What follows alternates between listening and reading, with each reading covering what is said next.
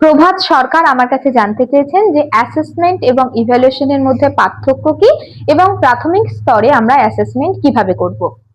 Assessment ইভ্যালুয়েশনেরই একটা ছোট part. Assessment কিন্তু ইভ্যালুয়েশনের মধ্যেই অন্তর্ভুক্ত, অর্থাৎ আমরা যদি বলি যে এই ছোট অংশটি হচ্ছে অ্যাসেসমেন্ট, তাহলে এই বড় অংশটি কিন্তু ইভ্যালুয়েশন। অ্যাসেসমেন্ট বলতে আমরা কিন্তু সাধারণত ফর্মেটিভ ইভ্যালুয়েশনকেই বলে থাকি, যেটা বাই নেচার ফ্লেক্সিবল হয়ে থাকে, আমরা সেখানে কিছু ফিডব্যাক প্রদান করে থাকি। কিন্তু ইভ্যালুয়েশন বলতে আমরা সাধারণত সামেটিভ ইভ্যালুয়েশনকেই গণ্য করে থাকি এবং যেটা বাই নেচার স্ট্যাটিক হয়ে থাকে, যেটাকে পরিবর্তন করা যায় না এবং যেখানে কোনো রকম ফিডব্যাক অন্তর্ভুক্ত থাকে না।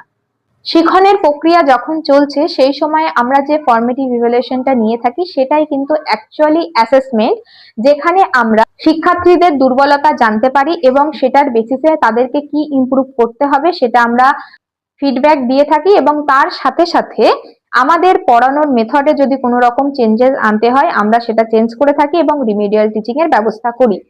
কিন্তু ইভ্যালুয়েশন হলো শিক্ষণের একদম সর্বশেষ ধাপ, যেখানে শিক্ষার্থী কত নাম্বার পেল সেটাই আমাদের মুখ্য উদ্দেশ্য।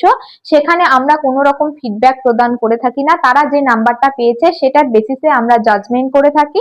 যদি কোনো শিক্ষার্থী 5 নাম্বারের কম পায় সেক্ষেত্রেই কেবল আমরা রিমিডিয়াল টিচিং এর ব্যবস্থা করি, আদারওয়াইজ কিন্তু কোনো রিমিডিয়াল টিচিং এর ব্যবস্থা করা লাগে না।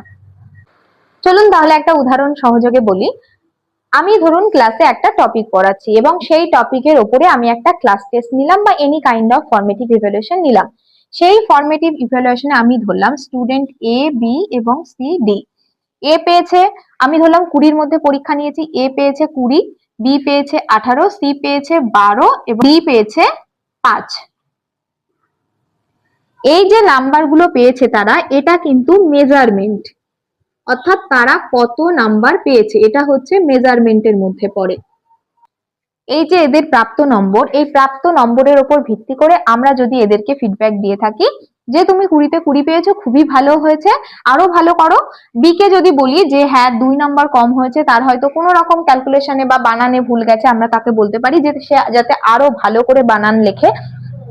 যে 12 পেয়েছে তাকে হয়তো আমরা বললাম যে হ্যাঁ তোমার বানান ভুল বা হাতে লেখা পরিষ্কার না, উত্তর বোঝা যাচ্ছে না, বা এটা বলতে পারি। বা তার আরো যদি কোনো রকম কোনো কিছু ভুল থাকে আমরা কিন্তু তাকে কিছু ফিডব্যাক দেব। আর এই যে এ 5 পেয়েছে, এর সাধারণত 30% নাম্বার পাইনি, সুতরাং একে কিন্তু আমরা রিমিডিয়াল টিচিং এর ব্যবস্থা করব। সুতরাং আমরা এই যে ফিডব্যাকটা দিলাম, এই যে ফিডব্যাক, এই ফিডব্যাকটাই কিন্তু অ্যাসেসমেন্টের